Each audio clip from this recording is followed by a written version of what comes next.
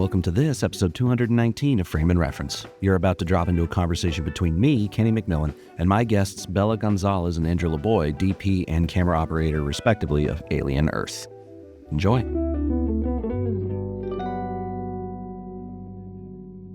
That's how I edit. I feel like this happened last time when Bella came on the first time. It was like a half hour, and then we were like, we are here for a reason. I don't remember what it was. Yes. I told Laboy, I said, this podcast is really like, we do like 45 minutes of life talk, and then we get into like the... So which is why he's so great, because we've done so much life together, from just like back-to-back shows that we've been doing. Were you hadn't gone to UCSB yet when we did Shot Caller, right? No. That's a long career. Yeah, no, we met each other. Laboy was basically the first industry person I met that like then became my good industry friend. And I was like a child. Like I look back sometimes and I go, why did he talk? Like, why did you associate? I was like 17. I wasn't like 14, but like, you know, became friends. Well, I trained, first of all, personality higher, mostly. You were like, but the thing is, you know, so the story is like, right, her dad's shooting a movie, Dana Gonzales shooting a movie. I was the B camera first. And Dana works like a lot of single camera. We do two cameras, but he does a lot of single camera. And so he's like, hey, my daughter's going to be our camera PA, but you like treat her like a camera PA. Like, don't treat her like my daughter. Like, all right, you got it. So I did. Just start. Yeah. I brutalized her basically. And then, but also like as the B camera first, you just don't work all the time, right? Especially on a mostly single camera show. And so I had a lot of time to be like, hey, let's clean the truck. Let's move some stuff around. This is why you do this. This is why you do that. And so just a lot of time, which I enjoy teaching. I've enjoyed it more and more over the years. So that's how we kind of started, I guess. Yeah. Yeah. I was looking through your IMDb, and I wanted to off rip ask about this, because this board, I used to work at Red Bull. This snowboard was given to me by my boss. This is one of the boards from Art of Flight. Okay. And I know you worked on Fourth Phase. I did. To be totally honest, I did some I didn't do any of the snow stuff. I'll just be like, totally. Okay. All right. So how this happened was, I got introduced to Greg Wheeler, who's the DP of both Art Flight and Fourth Phase. We did a Toyota commercial in Alaska together. So I had this director I worked with all the time. He's like, hey, this guy Greg Wheeler is going to shoot this commercial. We're going in snow. It's all snow. He's a snow guy. I'm like, okay, great. Turns out he's like same age as me. Super chill. We got along. We like just hit it off. Such good friends instantly. And so then when they were doing Fourth Phase, they had to do some interstitial kind of stuff at I forget the snowboarder's name, like one of the main guys who lives in Jackson Hole. And he's like, hey, when you come to Jackson and like we're gonna shoot the stuff at his house, but I need like, it was just me and him. So I was like lighting and like pulling focus. And then, you know, like we were just kind of doing it. We were just hanging out, shooting for a couple of days. Right. So that's how I got that credit. But it's very, very much like less than what you might think. But I know that they traveled hard and rode hard and partied hard throughout that. I assume we were talking about Travis. Travis. Yeah, it was Travis's house. That's right. Yeah, because I remember for that shoot, from what I heard, is that just, well, and they say it in the movie, but there's just, it was an abysmal season. Like there was other writers just dropping out because they were like, there's nothing to write, like there's nothing to do. Yeah. I mean, it wasn't as easy, quote unquote, as Art of Flight. Yeah. I think Art of Flight, they got blessed with like big snow everywhere they went, and like, you know, crazy experience in Japan and all that kind of stuff. And then when Fourth Phase came, they're like, we're doing it again. And then, I don't know, still good, still a fun movie. Yeah. It's just like the highest end snowboarding movie, which like I think people forget that that kind of stuff exists, and then every once in a while, like one of them breaks through the zeitgeist a little bit into the bigger world. And you're like, oh, they make snowboard movies still, just like they make skate movies still, you know? Surf movies. Look at 100-Foot Wave. Yeah, right, exactly. Wow. Yeah. Bella, have you seen Art of Flight? I haven't. I highly recommend it. All right. It basically, it was, so I've snowboarded my whole life. Imagine the skateboard movie you've seen. That's what snowboard movies were. It was just people with like a DVX 100, a VX 1000, whatever, shooting, people partying, riding. There was this one group called Ice and Seven or East and Seven from Germany. They were really on the forefront of like good cinematography. But again, it was like one guy bought a jib. Right. That was insane to us. Oh yeah. And it was like one guy did it like slow-mo at one point. That was unheard of. 2003. Come on. So then they make Art of Flight, and it was like phantom cameras, helicopters, the brand new Reds. Like it was not just a generational leap. It was like from the future. Right. And so just a really inspiring film, especially considering what. Only because imagine how hard to make it. Like, I just think about shows I've done where like we're doing super narrative shows, but we're like in Calgary and it's negative 35 degrees. Yeah. And it's already hard to make, but you're like kind of making up, it's make believe. But then you think about like, okay, now we're going to go on this mountain and shoot these snowboarders. And I think about having to do that and just go. Oh, yeah. I mean, Greg would tell me like, not only was he hauling all the gear and, you have your avalanche proof backpack and all that stuff, but everyone's digging the jumps. So like when they're building those jumps, like everyone's digging and helping, and then you go set up the camera and shoot for 4 hours while people take runs at it. And I mean, you should watch Art Flight, Bella. It's fantastic. Like, all right, so good. Here I go. Yeah. Say less. Well, to his point, like it is, it's not like we're going to the resort. It's like they go find the backcountry and then they have to build a jump. And then also you hit a jump, right? And it's like 400 feet of run out. They're just flying. And then you got to get on either a helicopter or a snowmobile, and you're in waist deep snow, and then back up. That takes another half hour or whatever. So it's not like an efficient shooting process. Yeah, that makes me maybe I'm getting spoiled with as like no, when you do narrative stuff, you're definitely spoiled. You're like, oh yeah. Someone bring me a coffee, please. And then it shows up. It's amazing. It's incredible. No, no, I was honestly looking through your IMDb. I was like, this guy had the career I wish I had. Fourth Phase, a couple Jackass movies. Like, come on. He's the man. And like fun stuff. A lot of his work, like I really need someone like him. Like, for example, and we can't like talk a whole lot about this, but we just did Ted Lasso, the new season of Ted Lasso, and we like shot a game, like a live game. And I had a commitment I had to go do. And I was like, I was telling the producer, I was like, I can do this, but Laboy's going to be better at this anyways. So we should almost just like let it go to Laboy.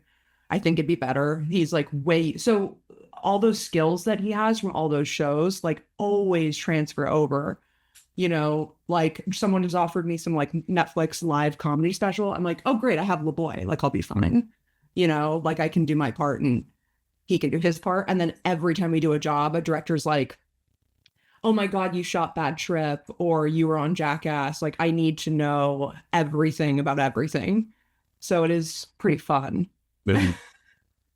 Those are the standouts always. No one's like, oh man, this. But then every once in a while, there's like a shot caller, like a real shot caller stand. That thing has like a foothold. It's got legs. It lasted. Yeah. Yeah. I just see pain. I watch the movie and see tears and pain and crying. Constantly. It's nice that you guys have had such a long career together, because I imagine it takes a long time to like find people that you like working with or be able to schedule with each other, because I imagine that jobs don't always line up. No, I call him, we get into conversations a lot about hard decisions to be made. And now we're in the part where like I've also brought him into my father's universe. And so now me and my dad fight over Laboy, which is quite fun, and I'm sure even more fun for him because like at some point he's gonna have to choose. Right. But we, you know, like I don't remember what was the first job. Was it Centurion? The first time you operated? That you shot and I operated for Dana? Yeah, it was Centurion, yeah. Yeah. So, I mean, he did my first feature. So we've really been going since my first feature. And I think when you know things work, you know things work. I mean, to the point where we're business partners and I never thought I would have a business partner. You know, because like that kind of trust. Yeah, that's like honestly, it's like a marriage. Like I trust Laboy more than I would have trusted a married partner to have a business with. Yeah. And you know, and there's like a lot of I have to talk to his you know, we negotiate because also he has children. And so like I have that responsibility of being like, okay, we're gonna go do this job for 4 or 5 months and then go do your thing for 6 months and then we'll go do another job. And yeah. you know. And I try, you know, and then I live in Austin, Texas. So I try to stay busy here. You know, if I can take something here in the interims, I will. Like right now I'm on a show for Apple, but that's shooting here and it's shooting super close to the house, which is like a total blessing. It's like incredible that I've been home. Like last week was our first week and I put the kids to bed 3 out of 5 nights, which is like, that never happens on, even on commercials. I don't get to do that. So this has been cool, but yeah, the timings are always like, I'm always checking in. That's the thing. I'm like, hey, let's talk about what's next month, what's 3 months, what's 6 months look like. And we're circling back around on that to, you know, I'll always hold space. So I don't want to like overcommit to something else and then, you know, miss out. I don't want to miss out. It's too much fun working with Bella. Yeah, we have fun. I've had fun just chatting with her. I did before we do get to the alien stuff, I did want to ask, this is entirely a question for my own brain, Andrew, and that is working on Need for Speed. That was mostly C500, was it not? This is total nerd shit. So Alexa Classic, Alexa M, right? Mini, the M for the original Rialto. Yep, for the old folks in the room. And then C500, C300, 1DX, and probably some 5Ds and a lot of GoPros. Did you find working with the Canon? So I have a bunch of Canon. I have a C500 Mark II and a 70 and a C100 and all these. And for no reason other than I just was like, oh, that works. And I was wondering if I'm friendly with the Canon people. And so I like asking people who've worked with it, like, why has that not seen more use on features or TV shows than, is it just a brand thing? Is there something about the camera bodies that aren't suitable or the image or anything like that? It's a great question. I mean, I think that they have their like real loyalists. Like I remember on I worked on Grace and Frankie, right? And our DP was able to switch from Red to Canon between season 1 and 2. Gail and them, I interviewed them. Yeah, amazing crew there. I love Gail so much. And so when you put them side by side, sometimes it's like a no contest. You're like, well, Canon is clearly the winner in this regard. I think that assistants have a lot of sway over some of these things, and they're pretty unforgiving when it comes to like actually building it out for like real everyday full on studio movie making.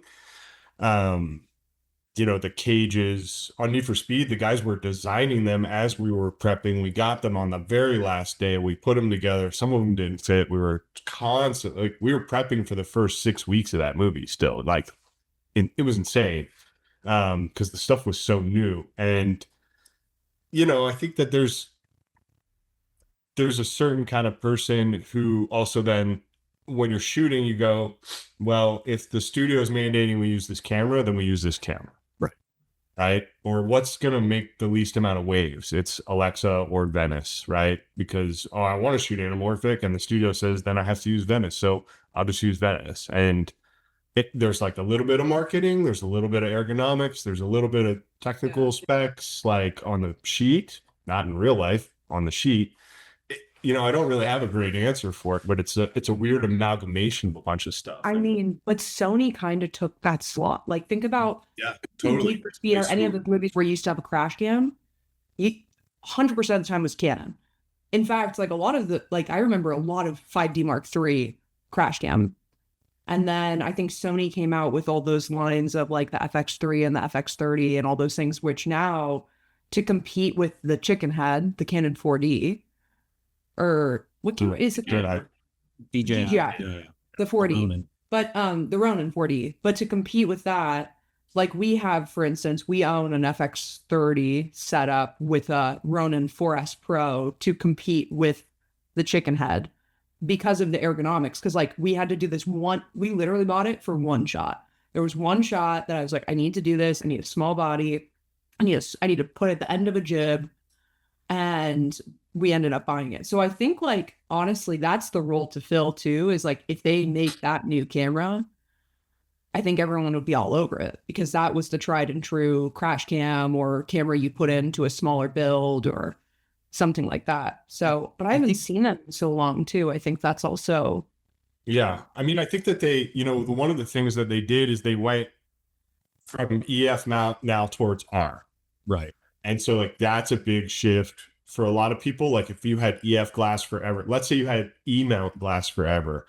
Now the FX3 comes out and you're like, oh, all my E mount glass just transfers to this, what is now kind of built out for movie making, versus you had a 5D Mark IV.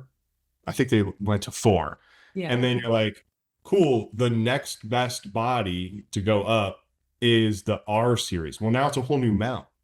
Right. Okay, so now I'm like, now I have to buy all new glass. Like, what? I'm not doing that, like, and so there's it's tricky. And then the autofocus never works as well with the adapters, and they're, it just introduces issues. It's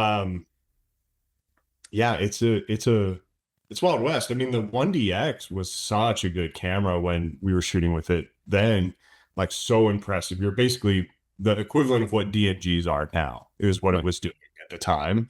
Like to shoot 24 frame video, it was just taking 24 photos a second. Like that's fucking crazy, on a big sensor. The new the R5 Mark II, Canon sent me out to Arizona of all places to test I think it was the R5 Mark II and the R1 something. And they can do raw photo. The R1 specifically can do raw photos, I think 40 frames per second. So if you just hammer down, it's infinite until you fill the buffer is so good that until you fill the card, it just goes. That's crazy. And it's just like that type of shit. I'm like, so you're telling me that Nikon owns the patent to this, and now we can't. The raw stuff is because how often do you guys use raw? I try and use it as much as I can. Usually that's a studio thing, and they always regret it. Like every time I go into post and I don't do it, the director's like, why didn't we do this? And I was like, because they didn't want to pay. It's basically paying for storage, right, which isn't extremely expensive. But when you think about VFX, it's not. Like if you have a better file to do VFX run, then the VFX becomes exponentially cheaper.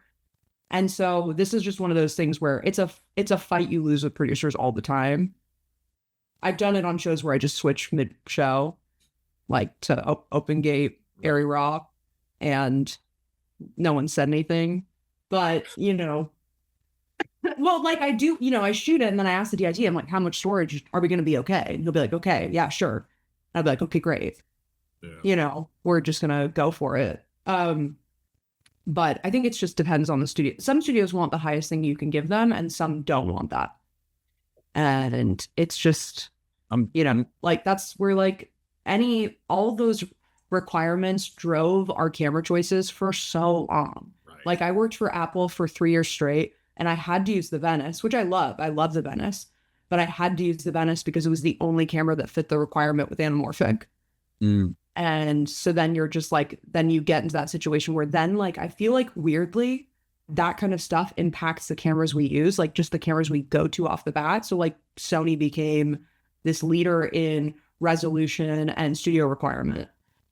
And when you say the anamorphic requirement, you just mean being able to use a tall sensor. Yeah, it's about pixel count, like exact pixel count. So usually you're trying to like stretch the math by saying, oh, my crop will be different because it will give me X amount of pixels. But just because you lose your top and bottom, you end up like having to answer to somebody why it would be less than true 4K. Or, you know, for a while, Aries were up-resing, which they didn't take to. That's what really gave Sony the foothold was that. Which I think it's nice to have the option because for me, it's like, I just don't want to shoot large format all the time. Really? In fact, I'm like kind of off of it. Why is that? I think that every project is its own thing. And I think sometimes you need that large format scale. And sometimes you don't want it to be that kind of movie. Like we just did a movie in Syracuse and we used the Alexa 35 because the directors wanted it to feel like Superbad. They wanted it to feel like Scott Pilgrim. They wanted it to feel like all these movies that were shot on 35 mil. So like, why would I go to the LF? It just like didn't really make sense to me. And the lenses I have like infinite more lens choice when I go 35 than when I go large format. And I don't think we've quite caught up with the large format in a way that we have the choices to really make a great decision with large format. It's basically like, and there's more now. I mean, I remember when there was like, you know, you had 5 lenses and you were like, okay, you're going a Signature, a Supreme, a K35 that everyone was using. And then what happens is everything starts to look the same because everyone's using a large format camera with the K35s. And I'm just not interested in that at all. To me, that's boring. And you can ask Laboy, I mean, every show we do, I just like try and fuck it up as much as possible. Or usually it's calling him and being like, I have like a crazy idea. And then we like work through it and kind of R&D it. And I've been pretty happy, even though sometimes I look back and I go, you're insane. Like, why? Like, what made you think that you're going to do something like that? You're going to use lenses no one's used for an entire movie, probably for a good reason. Yeah. So, I mean, I've got a Sony F55 if you want to borrow that for your next project. You want to go real weird and old. I mean, I'm down for all the things. That's what we shot Bad Grandpa on 55s and and EX3s. Yeah. I honestly, I like the F55. I got it for $2,000. I think it launched at like 45.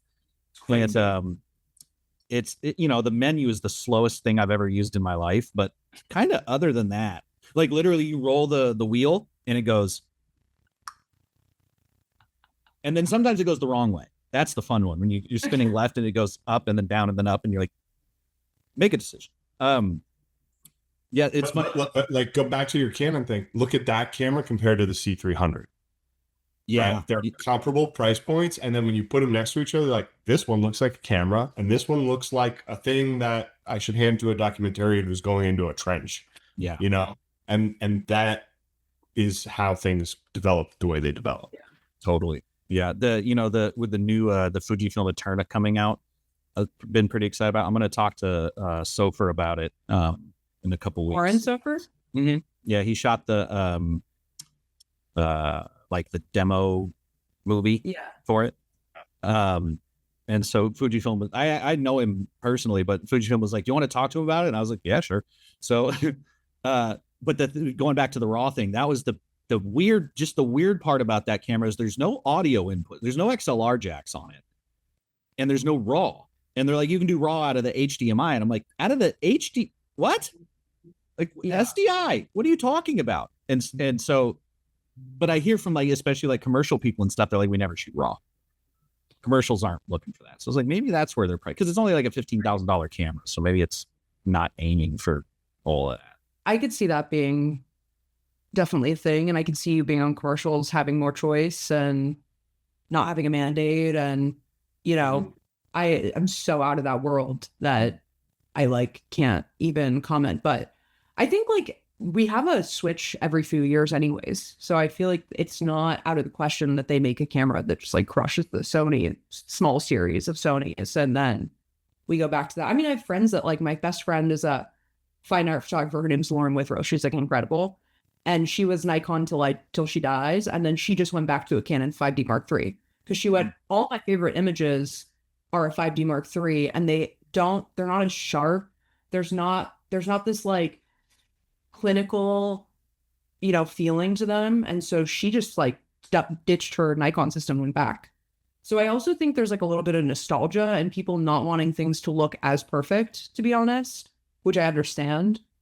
I definitely think that's on the upswing, that feeling. Yeah. If you look at what's going on in like print media right now and everything, it's like back to film grain, back to mistakes, back to the accidents. I write for the this website called Pro Video Coalition, and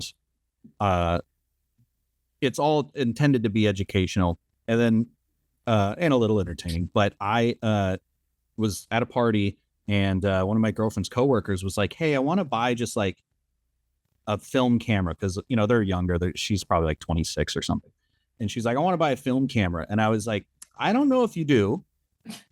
And this was like 4 or 5 years ago. So I was like, I think I know what you're looking for. I'll write you an email. I'll list some ideas. And it ended up turning into an article because I realized that the kids, and this is huge now, and you're seeing it, as you're saying, in advertising now, but they don't want film. They don't know how to describe what they want. They just know it happened when film happened. And that is on camera flash. Yeah.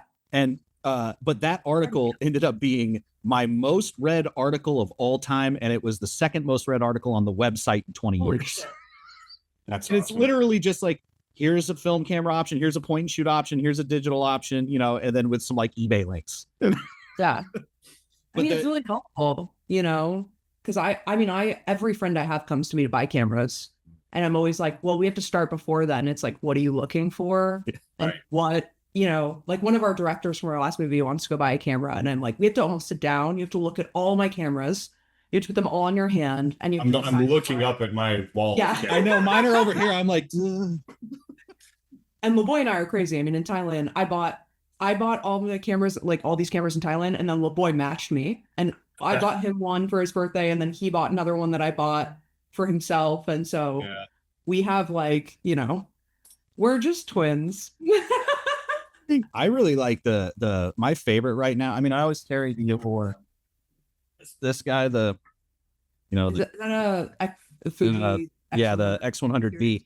I was able to Fujifilm sent me this because I wrote an article that they really liked, and I was like, and I mentioned in the article that I wanted one, and they're like, here you go. I'm like, oh, thanks. Way to do it. But I really like the articles about stuff. Aaron, I want an Alexa 35. Yeah, me too. Extreme, please. Pass me an Alexa 35. That'd be cool. But they, you know, I'm friends with. I interviewed Chase Hagen. He's the tech. I'll get you in touch. We need a camera. Yeah, no, not really. Not really, but a lot of DPs I've interviewed recently all have Ronins, the 4Ds. Yeah, we have the traditional stuff. Yeah, we have a Ronin 2 and a Black Arm and a Raptor, and that's like the Raptor. Cool. Yeah, I mean it worked. We did 4 or 5 jobs with the Raptor. Most of Aliens with the Raptor. Alien was the Raptor. And we just got a Black Arm, and we got a new head, Titan LT. Wait, are you talking about Red V Raptor or something else? No, sorry. No. It's a stabilized arm, like the Black. We did this. Yeah, Flocini Black Arm, and then there's a company called Custom Easy out of I don't know where they're out of. They make a Z-axis arm. Anyway, gotcha. I'm not at that level of stabilization in my career. I thought you meant the V Raptor. I was like, that's a good camera. It's the first Red I've ever been like, you nailed it. Good for. Look, our whole thing, and it's been my whole thing for a long time, and I've kind of pushed it on Bella, is that like the cameras are such a massive buy-in, right? Yeah, and they change so frequently, and we constantly are running into new mandates Yeah. why we can't use one over the other. Now, if we were a commercial team and we just ran commercials nonstop, it would make sense that let's go buy an Alexa 35, let's buy an LF, let's buy a Venice 2, and then we force it on every commercial because we can match the discount, we can travel it wherever we want, this, that, and the other. That's what a lot of commercial guys do, right? We don't do that. We do narrative and a movie, and then we did an Apple show, and then we did a thing for Hulu, and then it's like you just don't always have the choice. So if you go in for 100K on a system and then you have to leave it behind when you go to Thailand for 6 months, you're gonna cry about that. Yeah. Big time, you know? Forces your decision in a way I don't like. Like I have oh man, I shouldn't say it this way. I don't understand DPs that own lenses. And it's only because I find that when you own lenses, you choose to shoot on your lenses all the time, because why wouldn't you? Because you're making money and, you know, they're yours and you know them and, you know, they're solid. But for me, like every job needs to have its own sauce. Yeah. And that sauce starts with camera body, lenses. And then the most important part for me is filtration. So, you know, and also we have such a good relationship with Keslo that like for us, our money is better spent on the camera support side, where we want these tools. So when we go do a $6 million to $15 million movie, no one's going to tell us we can't have the thing we need. It's like we own it and we'll bring it. And it makes the movie better for it. Well, and that's so smart too. Now that I feel like I've felt this in my head, but spelling it out like that, like it does make total sense, because I'm sure you're in the same camp. Like all cameras, it's more of a workflow issue than an image issue. So whatever, rent whatever works for the system, for the situation. And then you're right with lenses, even if you're not getting a rental fee, I think maybe the fear is that you are hired for a look. Yes. And so you're like, these are my make sure I get hired again thing. But the number one thing, like whenever I'm working, is always, hey, they're like, let's get a cheap gimbal. And I'm like, what about $500 for a dolly? And they're like, too expensive, too big. Annoying ass gimbal that only you are going to be using with no tech. And I'm like, sweet. I'd rather own the thing that makes me happy and then just be like, nah, I got it. It's whatever. You know? Yeah. That makes total sense. Yeah. I think that's where our whole system came out of, is like we did a show with the Raptor and the Ronin, and then we bought it immediately after the show from the Key Grip, because we were the whole show was we had this amazing dolly grip named Trip Pear, and he was full sprint running with the dolly. And that was like every shot of the show, and we did all 10 episodes, me and Laboy. And so like I think after that we realized, because you know I'm not partial to Steadicam, is also the big element of this. So I need a tool that can emulate the things Steadicam can do, but do it in a more studio fashion, which is how Laboy and I came up anyways. Very traditional, very much about good blocking and good camera position. And so that's where our strengths lie, where I feel like Steadicam's more like you're building something to make it right, where we're going to just set it up right the first time and have it kind of work in this way, which is why I need someone like him, because for me too, it's like, you know, I have my thoughts, I talk to the director, or Laboy talks to the director, we look at the blocking, we tweak it for what works best for both of us, and then I leave him in the hands of crafting the shot, and I go light, which is really like the system now that I enjoy. And so I think him having all the tools at his disposal is like really important for crafting the right shot with the right tool, which is what we're about. Yeah. Like when we do something wrong, we beat ourselves up for like 5 days. Like, why did we do that? No, if not longer. If not longer, if not years. I still think about shit I did in elementary school. So I get you. Yeah, you got us. Yeah. We like it though. We enjoy it. It's fun. We spend so much time traveling together that also like we have to reminisce over all the stupid shit we've done. Right. And some of it very cool. Like some of the stupid shit we've done, I'm like, that's super awesome. I love that, you know. And I think it's what makes me think the way that we do in terms of going into future projects. Well, it's like, yeah, future when proof, you know? you do something stupid and then it works out, you're like, we should keep trying stupid stuff.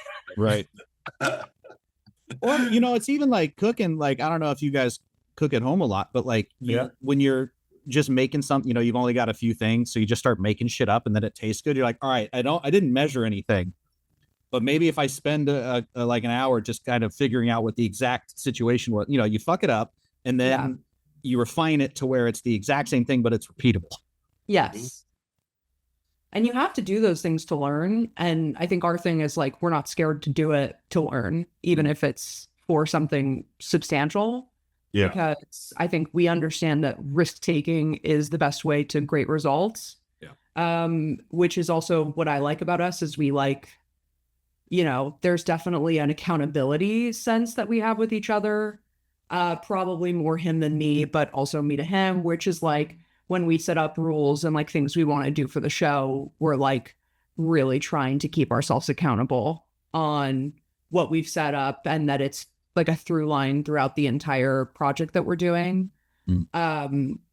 And I think I need that because, you know, sometimes it's like you're in a rush. Directors are in a rush. They just want to do things the wrong way. And you have to stop and say, no, we're going to do this. I mean, even like our first movie, we were like, no overs. It's only clean singles, only overs when they're connected, which they almost never are. And that's a hard rule to make where you're like, okay, cool.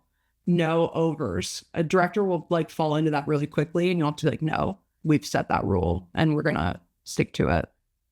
That ties together a few things that I was thinking while you're talking there, which is one, I've said it, I just said it to Dan earlier. Something that's always stuck with me was two things that happened to David Fincher, speaking of Alien, which was one, on the game special features, he was talking about it's about what you don't do, to your point about like we're not going to be doing overs or whatever. And then two, to your point about directors wanting to go faster, it's someone, you know, rushing you or whatever, how much shit he got for Alien 3 and then changing his whole career path to basically like, if I'm going to be held to account for this, I'm going to make it right the way I'm going to be yelled at for a choice I made, not for a position I was put in. And don't we know about that? Yeah, that's our life. Yeah. Yeah. How I did transition to Alien. I know you didn't shoot the first episode, but overall, the look is perfect. The first episode specifically, shout out to whoever shot that. My father. What was it? Classic. Fucking classic. Never mind. We won't talk about that. No, it's great. It looked exactly like the first movie. Yeah. And so I was wondering, what were the conversations that led to achieving that look? Did you deviate at all throughout the series? I know someone had mentioned filtration recipes, like maybe changing around or something. Because you know, how much post are you leaning on to get? Because, you know, certain things I've seen, like people do like halation that just looks horrible, and you guys like nailed it. It's great. And the grain looks perfect. You know, there's all this. Talk to me about creating that look and how you were able to lean on post and in the camera to get there. I think there was heavy talk about what the show's going to look like, for sure. I think we definitely talked about the first three movies, but also after the first movie, it was more specifics about 2 and 3, and what we liked about them and what we were going to take and move forward. And also, I think like we knew there was going to be a little bit of deviation, but always in respect to the mood, tone, and atmosphere of the first one. And that was like the most important part.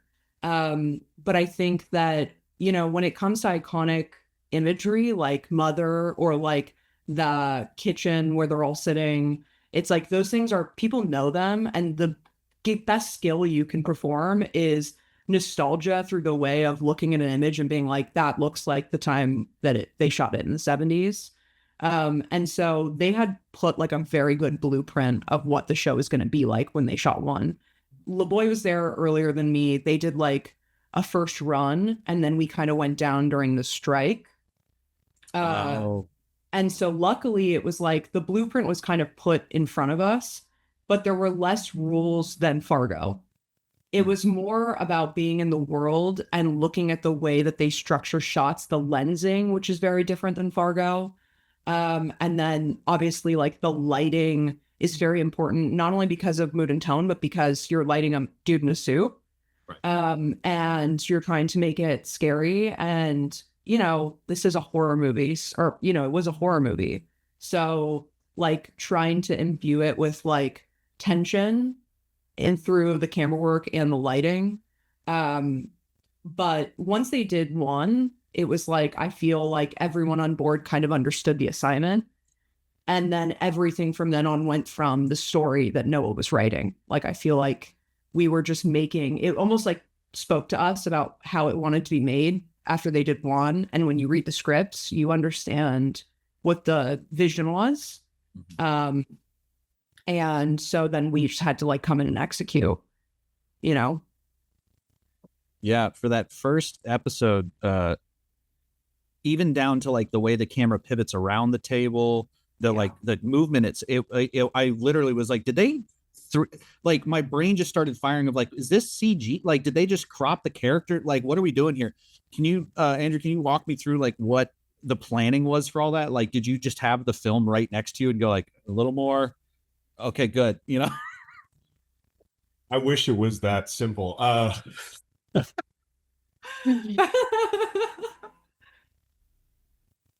So I won't phrase this properly. So like, what's important to Dana Gonzales is that you've studied the material. Yeah. He often uses like a playing jazz analogy, but you can play jazz and you can riff, but you have to know the sheet music, right? First.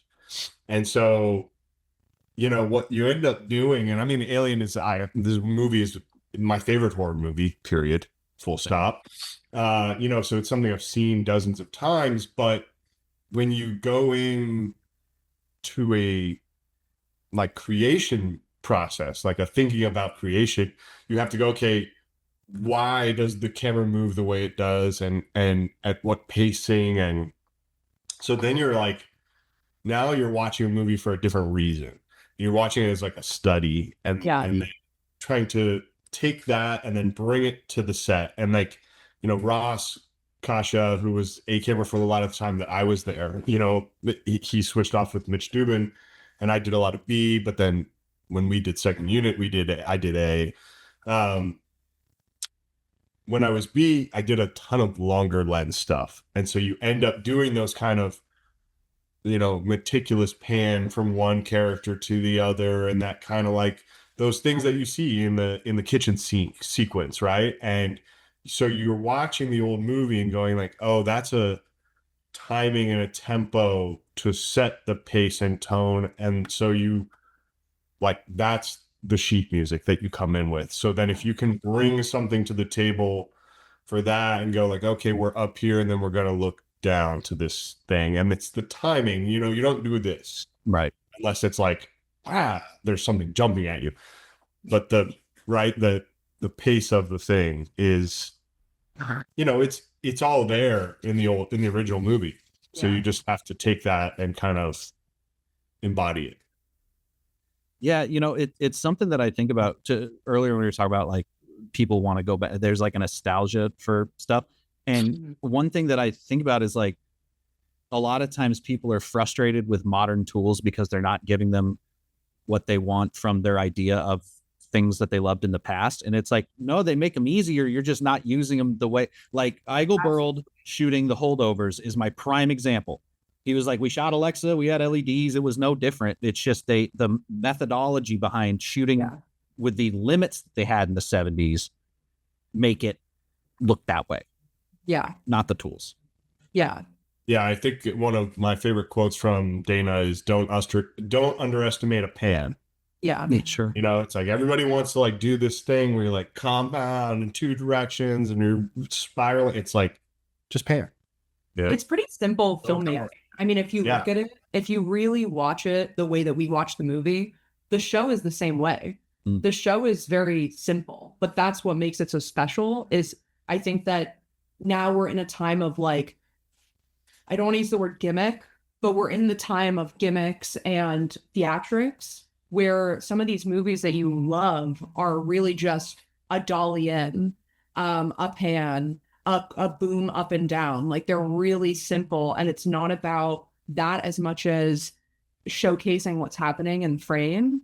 And so I think like weirdly, if you were to study our show, you'd realize that it's quite simple. And then Noah will come in and do what we do on Fargo, which is like, okay, now we're going to do this like shot where we go down the hallway and then it goes to a magnet mount and then you're tilting down and then Zeno drops in near the camera. And like, so you have those moments too.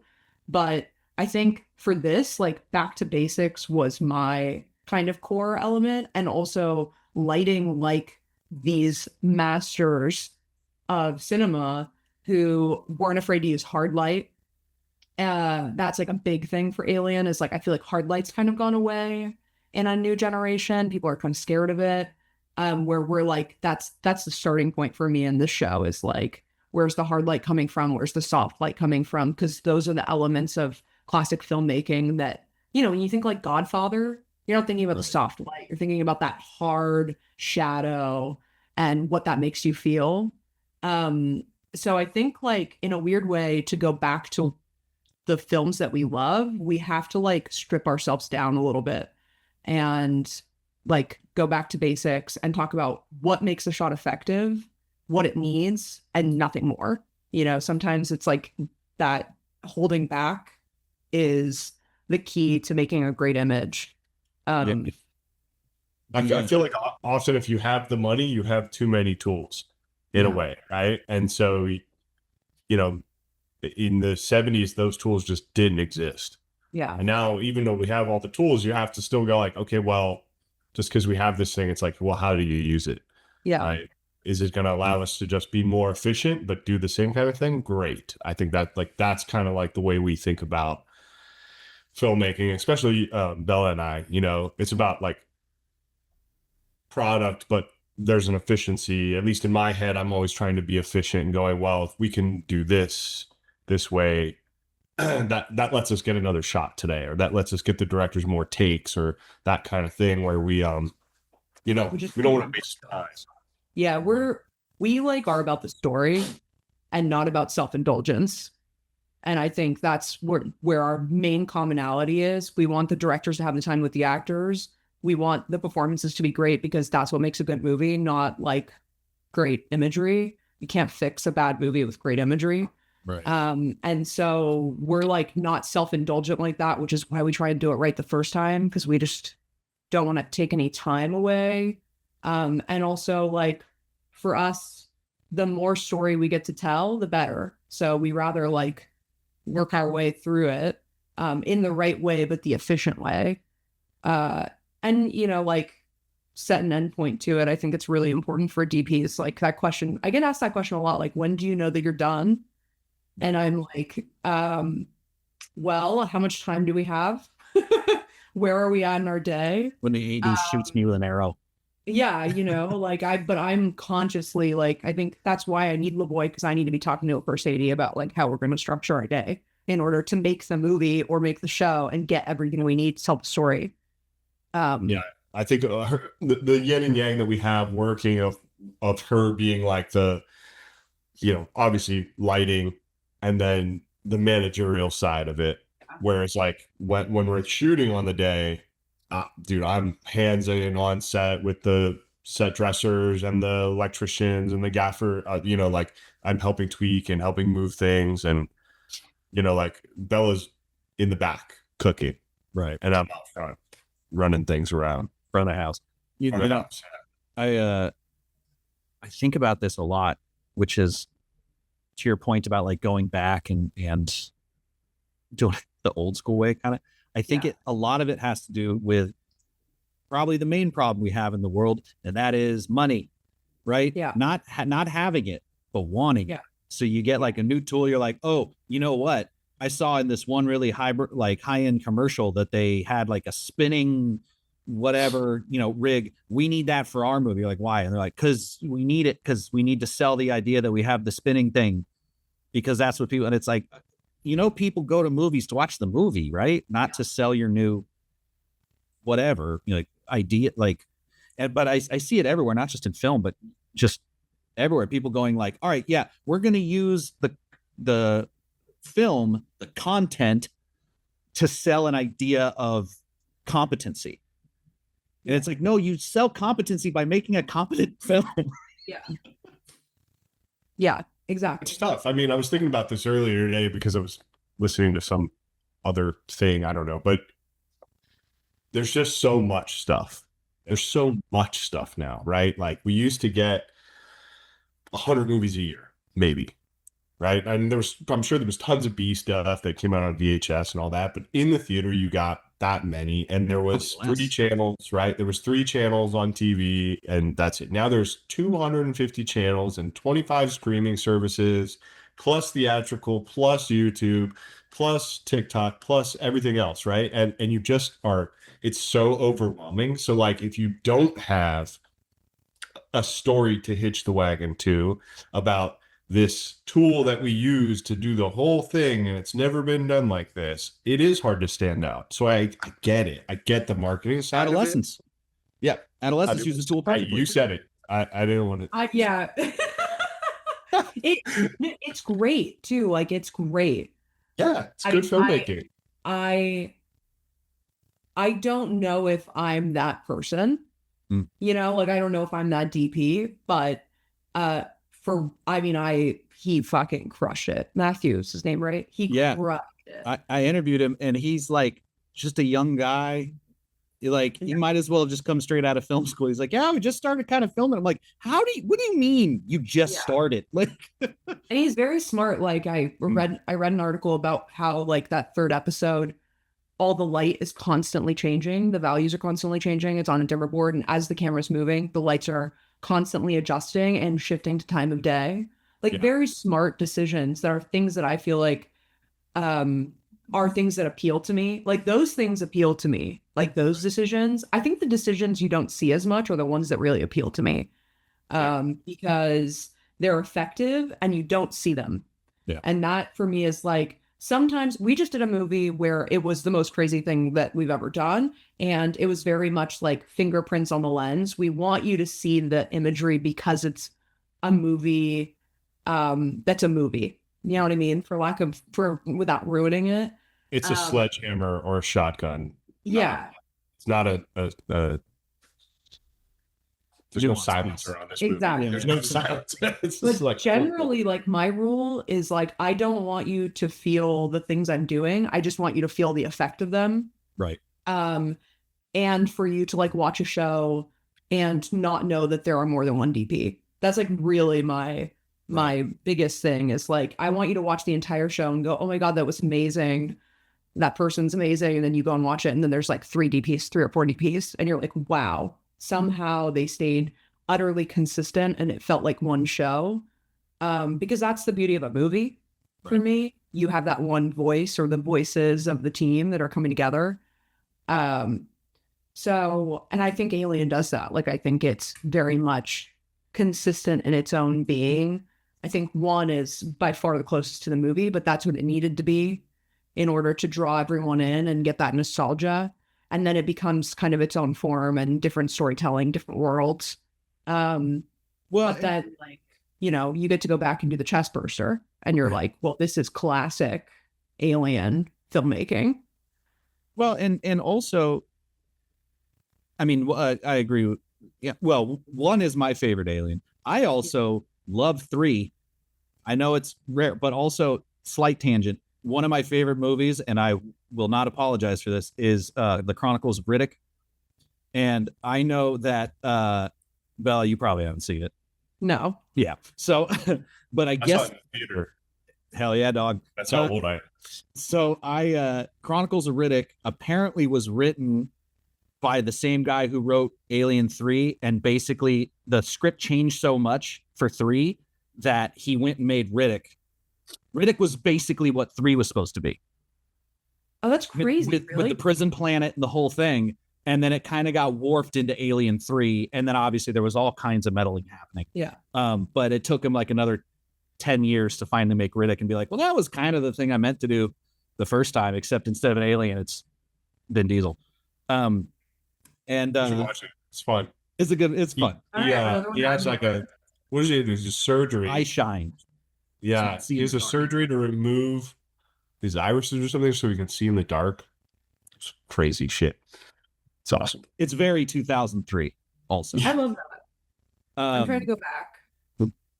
Yeah, see, that's the thing. Okay, so we danced around it, but I did want to know, because I want to steal, how do we mechanically achieve the look of Alien? Obviously the lighting of Alien, or the film, whatever. Obviously the lighting is part of it. You mentioned hard and soft light and mixing. I was actually just talking to Laston about this. But obviously the texture, the filtration. I know you used the what was it, Venice and V, the Hawk. No, it's the Alexa 35, and then the V. It's V, like all the V series anamorphics, meaning like the V lights as the base. But then there was also the original V series, like the big honkin' Hawk lenses, which we've used a couple times on other things as well. And those are more like specialty, like definitely, specific moments. But then like we got locked on like the 65 mil V light was like, that was the lens. So that happens too. But a lot of this is Tom Pool. That halation. Hell yeah, dog. That like filmic color. I mean, I like to think making the show, I saw that as we were making it. I think we used black pro-mist. I don't know what they were. The thing with my dad's shows is the filtration is very well hidden and guarded for a bit. And they always change. And honestly, this show I feel like was the least filtration out of any show that we've done.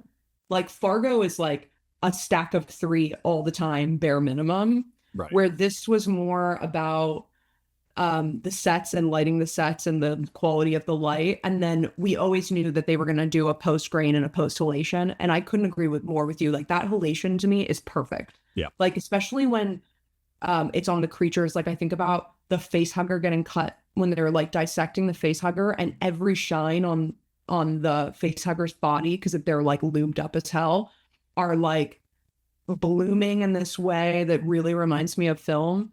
But also like I know that my friends are now, and I didn't know anything about this, and maybe I'm crazy, but they use that thing called Film Box. And like there's that same kind of access. Yeah, so I just I'm in the middle of writing an article about this, but there's Genesis, which was what's Joe Bogdanovich's dad's name?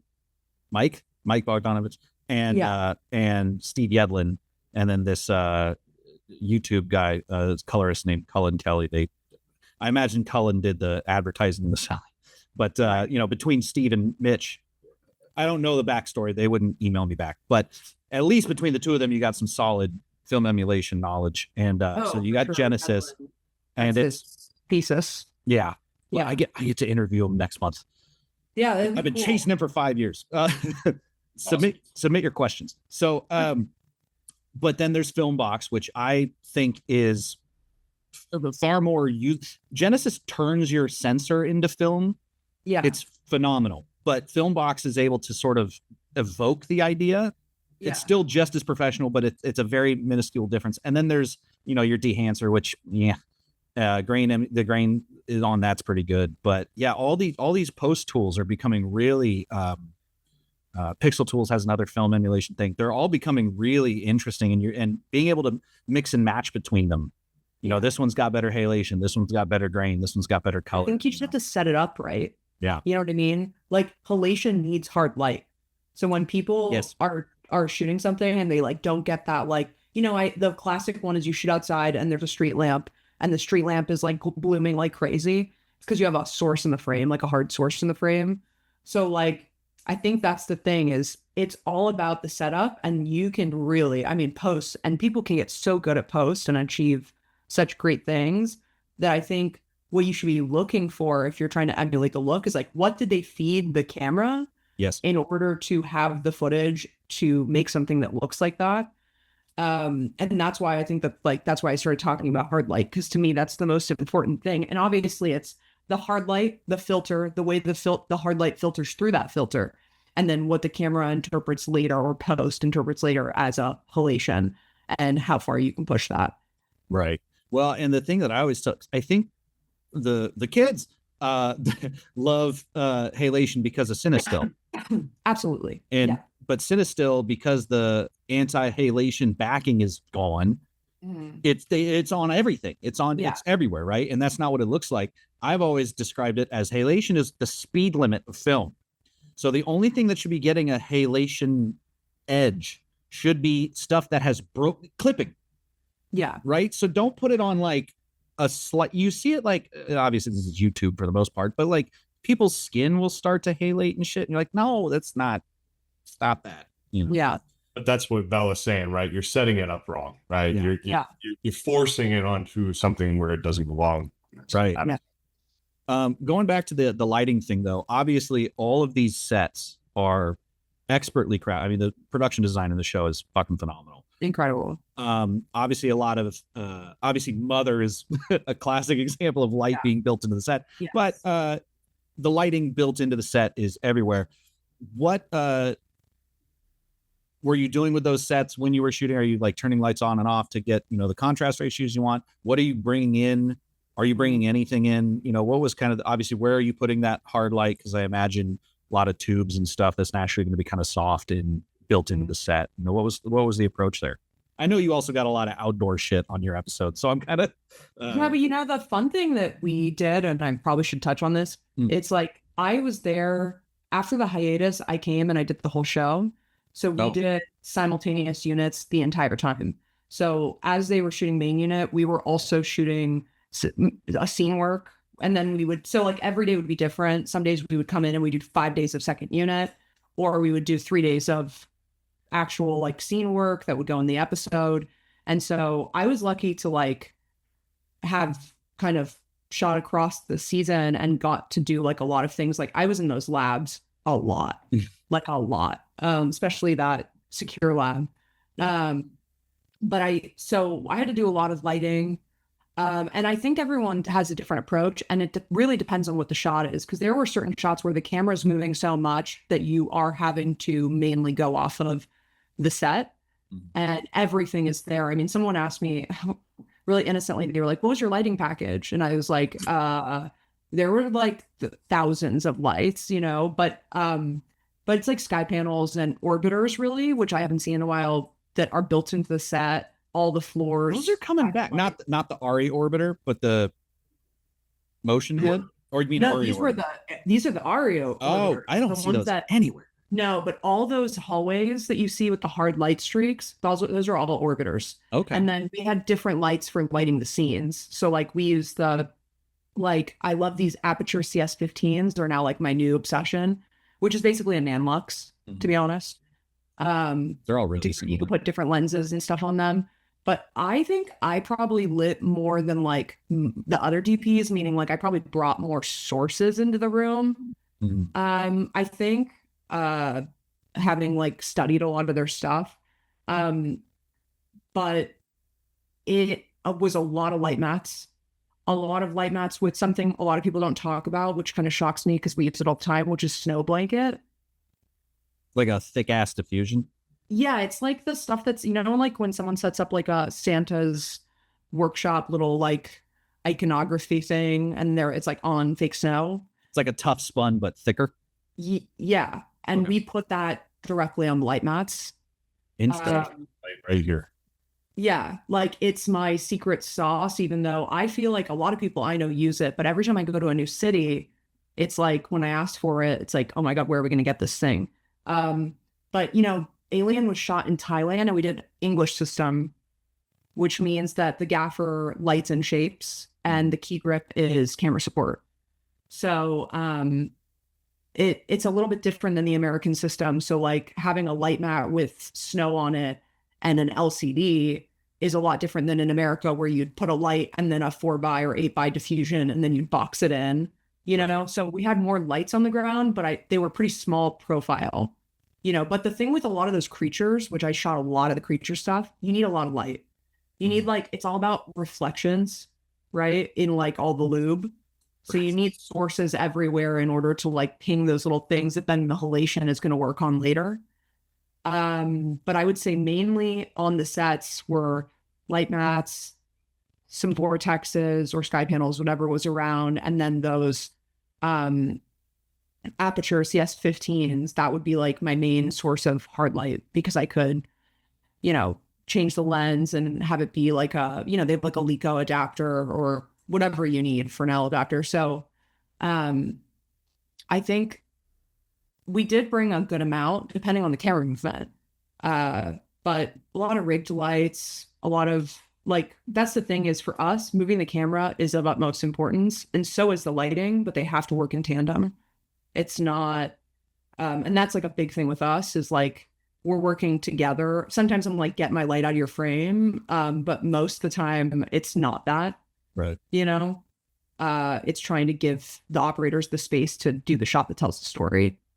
But I think the lighting is a lot simpler than other people would realize. For me, lighting is all about levels and quality because you can change everything else later. The color temperature, everything else is infinitely changeable except the quality on people's skin and the direction it's coming from. So I think as long as you get that, you're like in a good zone. So you can make up an example, but like, what are you looking for? Are you, again, you'll have to make up an example because the answer is inevitably going to be, it depends. But, you've got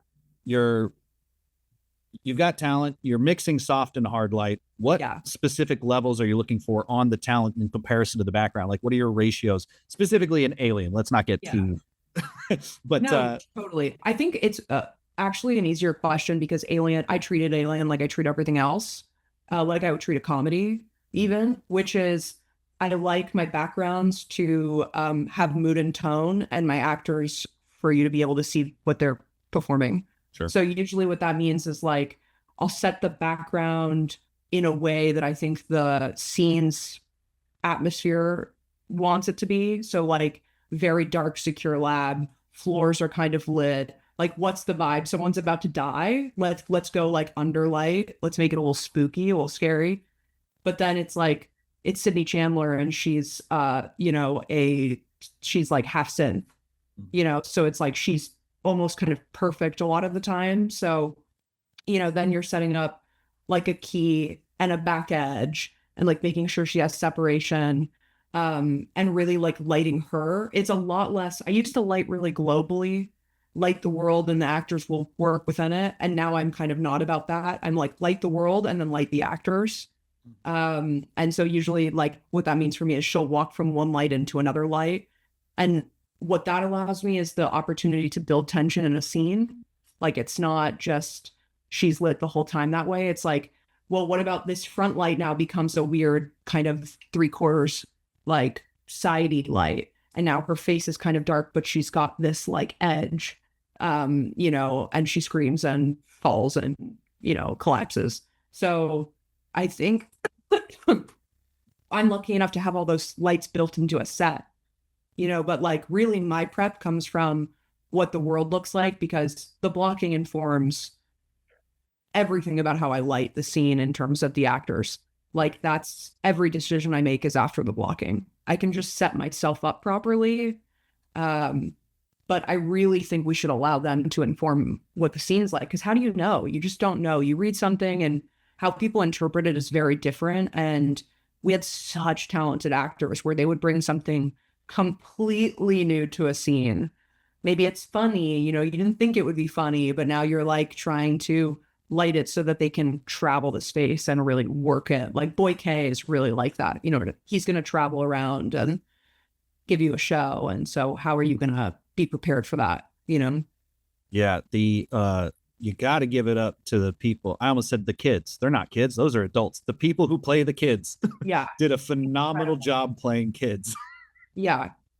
It's like amazing to me. I mean, I think just being like a true fan of the show, a true fan of the IP and a true fan of the show, where like, for me, how do you not get inspired by that? How do you not get inspired by the fact of when I saw Alien, I was a kid, it scared the shit out of me.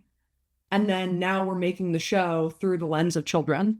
And so what does that look like in terms of the visual language? You know, like how scary is that? I think with a lot of the creature stuff, for me, it's like, what is the perspective from someone that's like 10 that's seeing this creature? And that's how like my decisions were made. But that's because I have that unique perspective of like being like 10 years old and seeing the Xeno for the first time or seeing the chest burster. And it wasn't that hard for me because they're so talented to like tap into that perspective. But that's always what we're trying to do. Like every job is like, whose scene is it? What do they feel?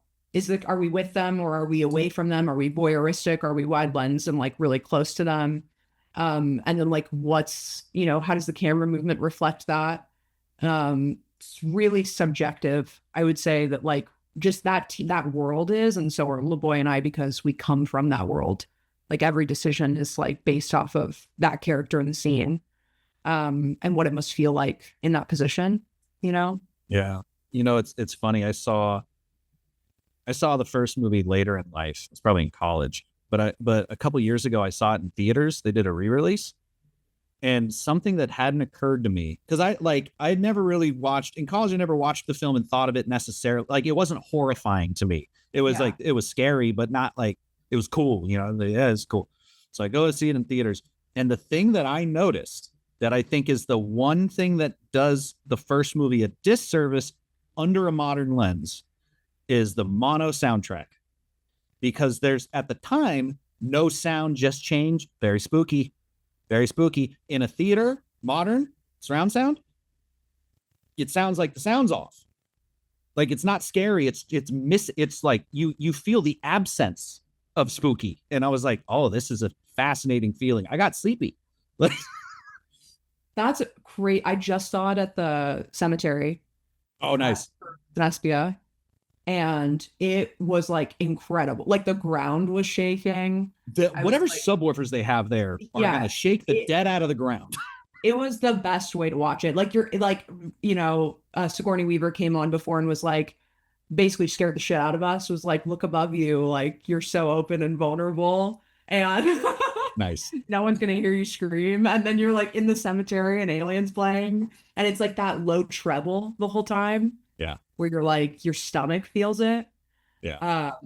I think, and that's what this for me is like, the sound on this show is incredible. Like unbelievable. The mixing, and also the like score choice, the music, like the needle drops at the end of every episode. I enjoyed the needle drops.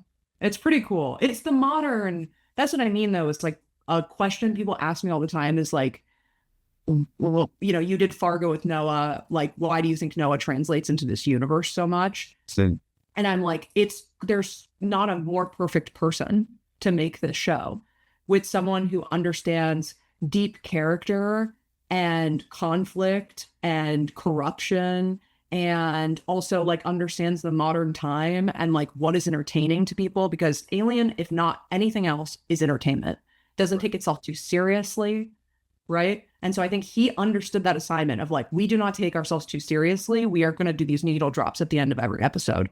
And that's why I just think like that team is incredible. Jeff Russo's incredible. He did the score. And like, it gives the vibe of Alien as well. Like every department really kind of understood what we were doing. So I think, maybe hopefully now you get to watch it with your nice surround sound system in your house and like be engulfed by all the. You think I've gotten more jobs than I have in the past? I have a sound bar. Oh, it's fun. The first time I watched the episode, I had friends over and my speakers weren't connected. Like half of them were connected, and we were watching it, and I was like, "Is this crazy?" And he connected my speakers, and I was like, "Oh, it's a different experience." Yeah. Oh, fantastic. When I see episode 5 in the theater here in Austin, it was sick. It sounded so good. Yeah. I mean, it looked incredible, obviously, but it sounded so good. Well, and to your point about modernization, like certainly there's a world in which it could have been like, oh, we're gonna make this feel like the 70s and feel like to remove any modernization, to try to holdovers it a little bit. Yeah. And I think that with the needle drops and with, slightly more modern filmmaking techniques and obviously sound, as we were talking about, does create a show that is, at least in my opinion, you tell me if I'm way off base, but I found it to be more sort of suspense than horror. And also I found it a wonderful refresh to make the main characters the synths, because the aliens don't give a shit. Alien spooky because Alien wants to kill people. If not people, what does Alien do? And I think that's a fascinating thing to analyze. Right. Especially having played the game. I don't know if you played the game, but the game is very spooky. No. Oh, dude. I think it's like tension, right? Like suspense, tension is in weird ways the same as some horror. I think like for me, the horror is like at the end of season 1, you have like this group of kids that essentially are like, we rule, we're going to take over. And what does that look like? And now you understand these creatures and the fact that they can do some serious damage, and they're creatures you haven't even seen the whole capability of. Like these have been creatures that are in a cage. So what's that going to look like when they're not in a cage? Just like the kids are in a cage, the kids are on an island, so I think, and also for me, the like horror of it all is actually just like the base greed and corruption that everyone else is enforcing, and like lack of humanity. Right. That to me is the horror. And I think Noah, there's always subliminal horror with Noah, which is what I like so much. It's, I think like, but imagine being a kid, and watching that. Like Laboy's son draws all of the creatures. I get like, oh, no shit. Oh, and they're amazing. Like my dad loves them, but I get drawings of all the creatures. He's fascinated, right? So, but also he's too young to probably watch the show because it would scare the shit out of him. He's watched about like 10 minutes here, 10 minutes there. Try to find some sweet spots where he can tune in and I don't have to like wake up to him screaming in the middle of the night. Yeah. But he's pretty, I mean, he's going to be 7 next month. He's seen Jaws already. He can handle some stuff. Did you guys know that the eyeball thing was going to be your guys' baby Yoda? Everyone loves the eyeball. So. Yeah. I love it. Was a puppet on a stick. We love that thing. And we loved it. And there's a video that I posted on Instagram like the other day of there's like image, like is it like POV, and it's like Laboy in our first AD's hands and they're like hugging and like the image is in the front. And I think I knew, like, I was like, I have to shoot this because this is going to be insane. I can't wait for Halloween because I can't wait to see I know there's going to be so many image costumes. Yeah. Oh, dude, that's actually brilliant. I'm so bad. I love dressing up for Halloween and I'm always like the last second guy. I should just figure out a way to get my eyeball to look crazy. And that's it. That's all I need. I don't need a costume. I'm putting literally coveralls on and saying I'm like in the Nostromo. That's so smart. That's so fucking smart. That's what I'm doing too. I never got my shirt. You never. It's in my layer. We got crew shirts with on them from the Maginot. I know. I don't have. That's what I'm wearing for Halloween. I don't have sleigh. I don't have a shirt. Oh, 3D. But I almost went to Comic-Con I almost like cosplayed at Comic-Con for my own show, and then I decided that would be wild, and so I didn't do it. So I didn't do it. You should have done it. I did like the one. There was a girl who was dressed as a sheep with the image at New York Comic Con. It was pretty incredible. There was a lot of alien cosplay, and like the biggest thing is we're a part of like film history now. Right. And that is a really crazy thing to think about. And we did it successfully in a way that people understood it and liked it. And so to like walk around and see all this stuff is like kind of blows my mind. And I don't know if I've quite like fully understood what we've done, but we had so much fun and we're so proud of it that it'll sink in one day when I'm right. Once you get all your crew merch. Yeah, once I get all my merch. challenge coins and shit. Yeah. You know, Merch. It's insane. I want merch. If you get extras, I can send you a shirt. What size are you? Yeah, I've got like so much stuff. large. Okay, cool. We've I'll got some to go. My buddy, where I mentioned him a lot. I try not to mention him too much because it's like he's one of the person who works in the industry who I'm most jealous of. And him and his wife work at Legacy Effects, and so they get all the coolest shit. Like, it's just and it's and I've given up asking him if he worked on a project because obviously he can't advertise what he's making when he makes it, right? So a movie will come out. I go, so for instance, Fallout, right? I didn't ask him if he worked on it. I just said, is that salamander real?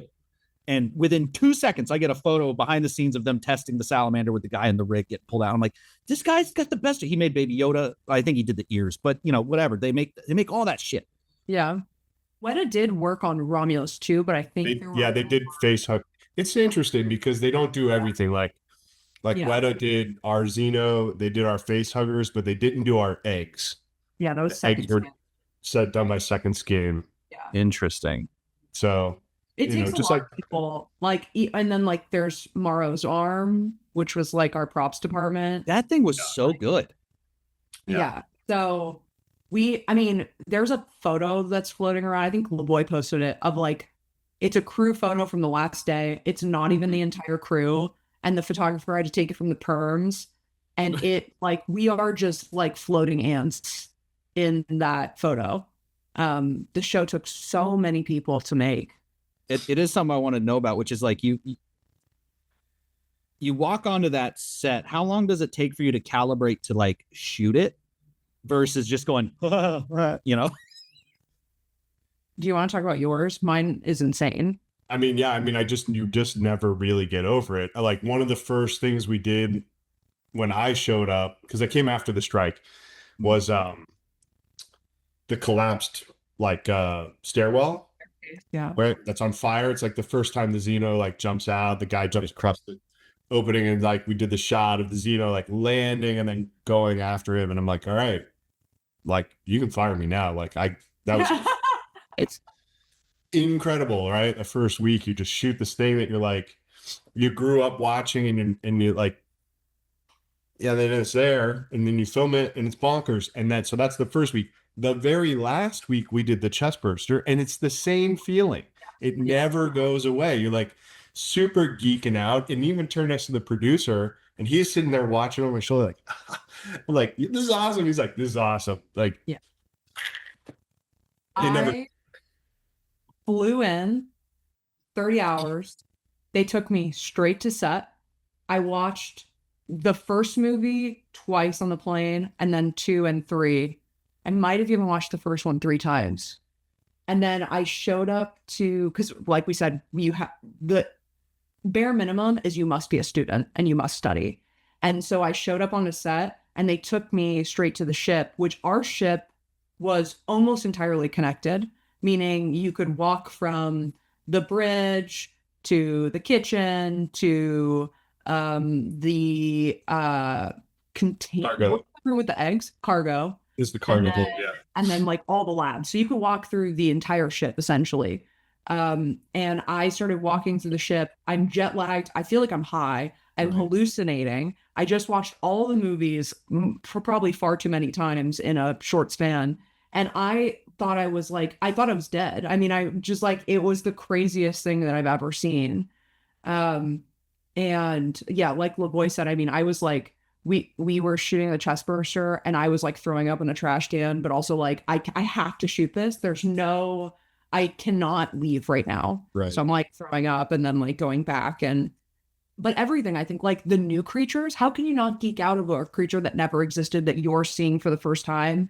And like, for me, like I established one of the creatures and it was like the proudest moment of my life. Cause I was like, you know, you're saying something by how you're lighting this creature. And so I think you just never stop. And then watching it even after you're like, Laboy and I would like browse through, I'd get files and we'd be browsing and be like, oh my God, so cool. It's so awesome. Like, it's like a fever dream. You're like, dude, we shot that. And then you go back and watch it, and you're like, holy shit, we shot. Remember when we did that? That's crazy. You know, like And you the shoot shot so of much. there's the one of like the Xeno in the cage and it's banging its head against the window. Like I did that shot that day, and you remember doing it. You're like, this is awesome. I hope it's in the show. I hope it makes it in the show, because not everything makes it, you know. Right. And then you see it in the episode, and you're like, yeah, that's cool. It's easy to be proud of work on a show like that because you also put everything into it. Like everything, everyone that was there did. Like we were dropping like flies because it's just like the weather and also just like the demands on you and the pressure, which there was a lot of. Sure. And internal pressure, right? Like you don't want to be part of the reason that something doesn't Person work. that fucked up Alien. Yeah, big time, big time, big time. But also you're just like a kid in the candy store, and also everyone loved each other and everyone was like a family, and we really all had the same goal, which is just to like do it justice and tell a great story and, you know, make it cinematic and make it feel like you're watching the movie for the first time. Yeah. No, I certainly felt that way. Yeah, I love this. I think I DM'd you after the second episode Yeah. where I was like, I want to talk about it. This is good. This is good stuff. We would talk like every, what was it, coming out on Wednesdays? I would like call on Thursday. I'm like, another successful episode. Yeah. Remember that thing? It worked. It all worked. So, He would like remind me that we shot stuff. I'd be like, what? We did that? We just did so much that like, and also we were like ninja unit that like, I just. also, like, sometimes I was with you and sometimes I wasn't because you needed steady or something like that. And so like, yeah, it's like looking back on it, it's pretty hard to remember. Like I know I was there, but were you there or was that? A show like that's crazy. We do like 3 units all the time. I think. Like we had a DP that just did drone named Sam, and he was like incredible. All that stuff is real. All that drone work. I mean, yes, it's VFX enhanced with buildings and stuff, but all of that drone work that is incredible is real. And so we just had like, I don't know, there was like 6 DPs, you know, with all of us included that were all working all the time, and a real labor of love. Like, especially for, you know, I take really great pride in like having to shoot things for other DPs episodes and making it feel like they would want it to feel. And even though it's, you know, like that's a big part of that universe, is it's a team sport more than any other family of film that I can describe to you. It's like, you're just there to make a good show. It's not about, and you have pride in the show and not pride in your work specifically. Is like really huge. I mean, we have so many operators, like, you know, Mitch Dubin. Yeah, he did 1 and 5. And he's incredible. And then you also have incredible operating from completely different operators of like a different generation who came in and have to match that skill level, which is insane. So Plus our local operators who they were awesome, you know, they came in and just rose to that level with us. Like, and we asked a lot of them.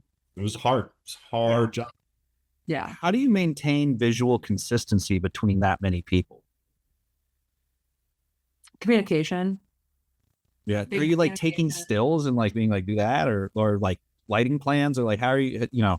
Stills. I mean, I was really lucky where like, if I was shooting something from their episode that's second unit, like luckily I'd have all the footage and I'd kind of be able to like, this is a skill I've really acquired from doing so much second unit work and reshoots and pickups and coming in and filling a spot, which was like the first half of my career, that like I can look at an image and see how they did it. Right. And it doesn't have to be lit the exact same way. I know how to make it look like that. But then also like, yeah, there's scenes that I had to shoot that were like full scene work in people's episodes. So like just talking to them and being like, what's the feel? What's the mood and tone? What were you going for? But usually our world, like a lot of those DPs would be like, just, you know, you're going to be there. I trust you. Feel it out. But also it's on that element of like, we're all making the same show and we were all there for each other.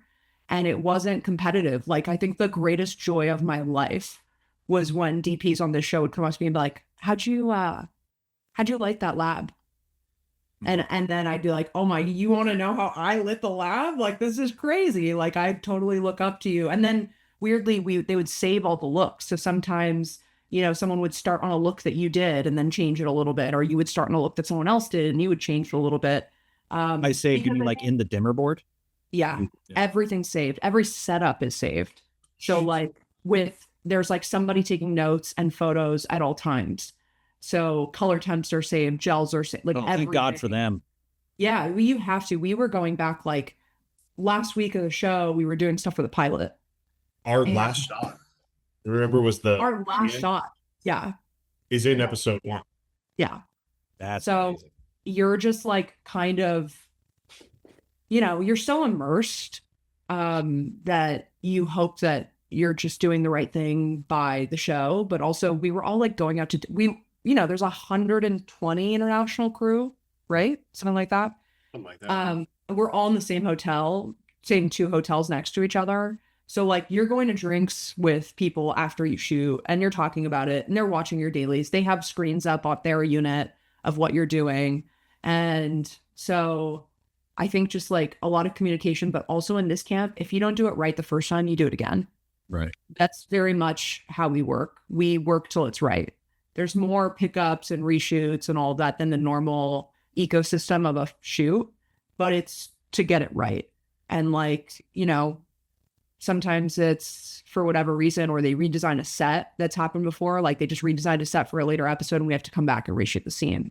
And then you're matching the scene like kind of exactly, even though you're shooting again. So, but I think like a cohesive vision and also just really rewatching a lot of dailies. You have to watch the work of everybody to study everyone's work to make it feel like you're on the same thing, which is like a joy of my life. So it's my perfect job. Yeah. But get to go hang out with people on their sets while they're shooting. That's fun. Yeah, that's a bummer. That's not like anything we ever wanted to do when we wanted to start being in film. Just hang out on set and not have to work. You mentioned color tab real quick. I did want to ask, this is dumbass like film student 101 shit, but like when you're shooting sci-fi, what color temperature is white? For us? Yeah. Usually it was like 4,100, 4,200 Kelvin. And then the camera's at 32? Oh, well, that's the camera's set to 41. 40, okay, yeah. And then, I mean, you kind of play around with it. No, the great thing about that show is you're not locked into anything. It's not like we had a rule where like this lab is this given color temperature at any time. It's more about feeling and story, but sometimes we go like 2,800 Kelvin when you want to make something warm, or you have like Broco, which is like the. Are those good? Yeah. We like those? Yeah. All right. I've started to see them pop up a lot. I've never used them. Broco's like the sparks. Oh, this is now the second time I've thought there's a lighting modifier. So instead of using like a 6x silk, this guy made something called, I guess it's called Broca, not Broco, but it's like a colored diffusion, which is still like spectrally accurate, but it's just supposed to not make stuff look like just white. It's supposed to give it some like skin tone and blue and green in there.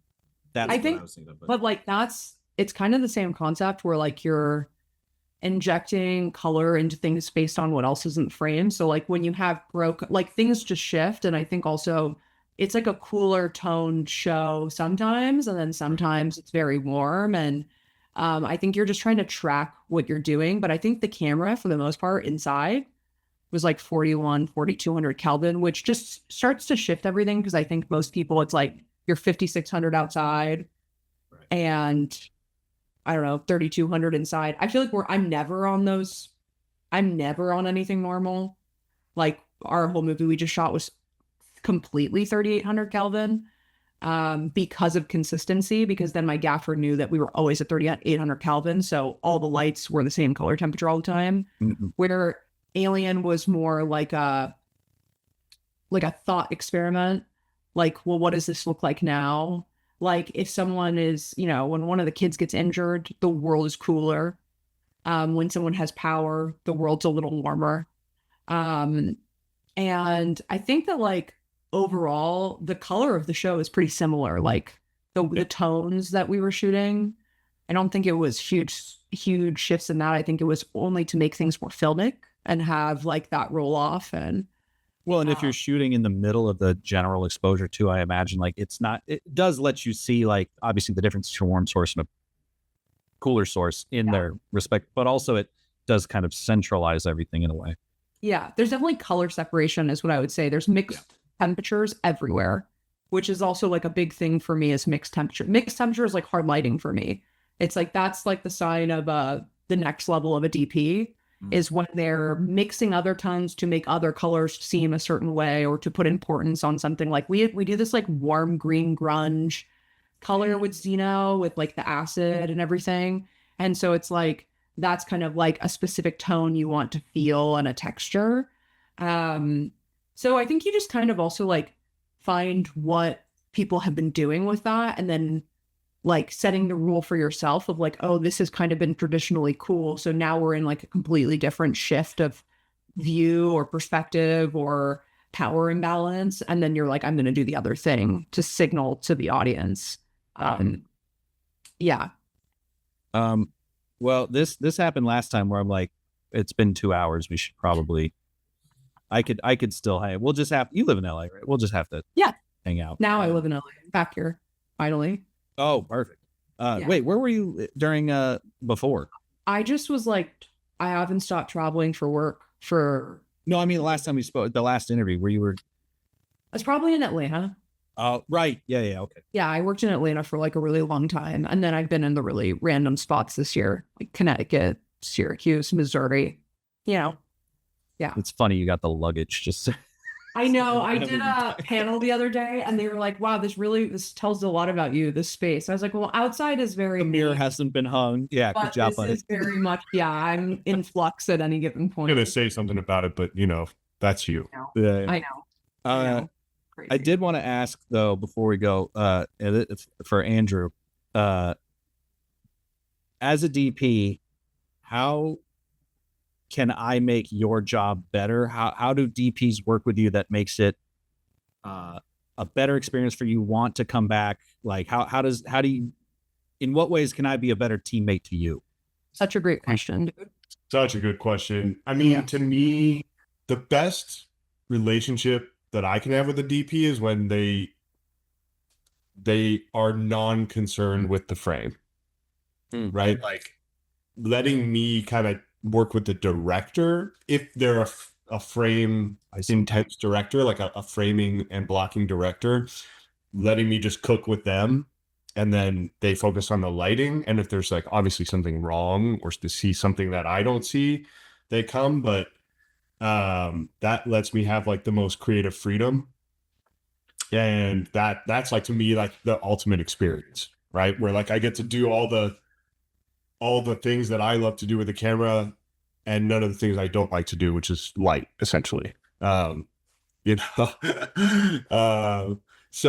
me, like that's the best. Like if when I'm getting like mid shot course corrections in my ear, that's like kind of amongst the worst things. But yeah, we try not to do that. We wear comms all the time, but we try and make it like a fun experience and not. Sometimes it's most of the time. I mean, I'm crazy. I know that. For sure. No, I know. It's not. I mean, like I got the note. God, I don't even know if I should say this. I got the note. Yes, it was yesterday. More feet room, not more headroom. More feet room.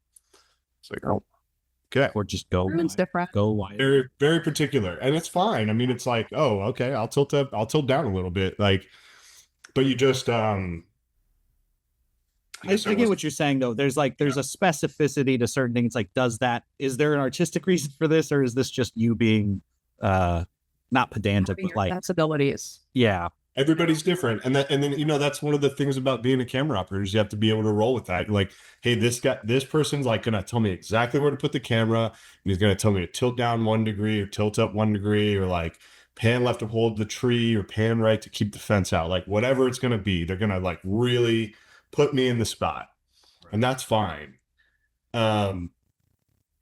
it's just not as fun. You know what I mean? For me personally, I'd rather have an experience where I get to be a little more like free form, like, you know, come up with something or help come up with something and do it that way. But, you know, it's not bad or wrong. It's just different. Yeah. Well, I feel like anyone who gets into this, no matter what position you're in, you do it because you're creative, and creativity in its essence is problem solving and obviously expressing yourself in such a way. But even like, I think people who don't understand the industry might think that like grips are just plumbers. It's like, but even plumbers get to be creative in their own way. You know, to have that taken from you, obviously is not fun. Yeah, yeah. I mean, and it's fine to just be, you know, the guy who paints and tilts. Like that's Easy that's what my paycheck. career is, you know, like it's just fine. But there is so much more. There can be so much more to it. So the further you get to go and the deeper, the more creative you get to be, like obviously the more rewarding it is. That I mean, he preps with us. Like if we were prepping on a weekend, he's there. And like there are jobs where like on Alien, Fargo, directors telling you where the camera's going. It's just that kind of thing. But then we've done movies too where the directors are way more actor heavy. And so like I'll map out our day in terms of like what the scene is looking like and what shots we need to make the, you know, and discuss it with the directors. And then I'll give that to Laboy, but it doesn't say like we're on the 35 mil on the dolly. It just says there's a push in and wrap around here and this and this and this and this. And then like he has the map and then he does what he does with it. Like then my job is done. I've figured out what the scene looks like and what we need. And then, you know, we'll talk about whatever we're going to talk about. But like he's making the decisions on the tools and we come up with the lens. After the first like 2 days, we have our lensing done. Like then we never talk about lenses again. It's like he knows what I like. He knows my preferences. He knows why I'd go to a longer lens or a wider lens. And then we start to build. Then like maybe day 6 we'll be like, wow, we actually really love this lens. This should be our main lens. And then it's like a conversation and we talk after the days, talk about what really worked, talk about what could have worked better. And just like, then it's another, like you should hire collaborators because you trust them. That's the big. That's what it comes down to. It comes down to trust and like, you know, you don't want someone to do this thing because the union says you can't do it. It's like you want someone to do this thing because you want to collaborate with them to make a better product. You know what I mean? Like for me, when the few times that I have DP'd things, like I don't want to operate, man. It's too much to think about. Yeah. You know, and I know you, Bella, you feel the same way. Like it drives you crazy. So like. I can't imagine. But for me, yeah, it's that collaboration and then the things that come from that are so much better. You know what I mean? In a way. And you have so much pride in what you do. Totally. Well, and when you like, and this applies to literally anything, not just film, but it's like the more you have to think about, the more each thing suffers. Right? You've only got 100% of your mental energy, and if 100% of it is set on lighting, your lighting probably is going to be good. But if 20% of it's operating, 20% of it's management, 20% of it's, you know, crafty, I don't know, like then you only get 20%. You don't make a show like Alien by operating and shooting. You just don't. The reason that show is the way it is because I'm constantly looking at the lighting, constantly. You know, I get involved with camera. Trust me, I'll throw a boy a this or a this or whatever. But we don't even talk anymore. It's like if I have to deliver a note, he knows the note. There is no notes don't have to be given. The only notes I'll come in and say is if I have an idea, like just grab the camera and fucking shake it, or you know, like something strange like that, and then. Or just something that like bugs me on my end. Like I don't like that position because I don't like how they end up looking in the light, and let's just shift it a little bit this way and that will work great. Yeah. So and that's just it. Like sometimes we'll walk into a set and I'm going, okay, you're lighting from this side. So like, boom, I know that the wide's here, the coverage is here. We'll turn around and do this next. And then it's just like, which side do you want to start on? Yeah. That's the only question I have after that, you know, especially if we're like, week 2, week 3 of a project. It's like we're off and running. There's very little discussion that has to happen about like the the basics of the basics. Then you're getting into oh, hey, this custom filter, or maybe it's this thing, or should we try to get weird, How weird do we want to get? Yeah, which the answer is always as weird as physically possible. Or weird. Yeah. Just so weird that I'm like, what were we thinking? And it always works. Nice. But that's what we talked about last time, is learning to work with an operator is the most valuable thing on the face of the planet. And it's really hard because it's all about communication and communicating your vision. And I understand that that's a skill, but I think that you have to practice it, even if it's with your friends, just learning how to say what you want, say your preferences, and also work with somebody and see what they're bringing to the table and make that a part of your process. So that's, me, that's I literally brought Laboy on because there was a comment on your podcast being on the last one we did being I really like how she talked about how she works for a camera operator. Oh, wow. This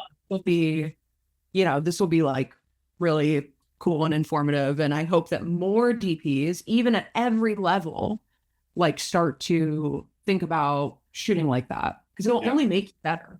That's what I tell all the kids here in Austin that too. There's a ton of super talented young people in this town that are shooting, and some are shooting film and doing all this crazy cool stuff. And I'm just use an operator. There's tons of people in this town that want to do that too. And some that do that full time and are just hanging out in between bigger projects, right?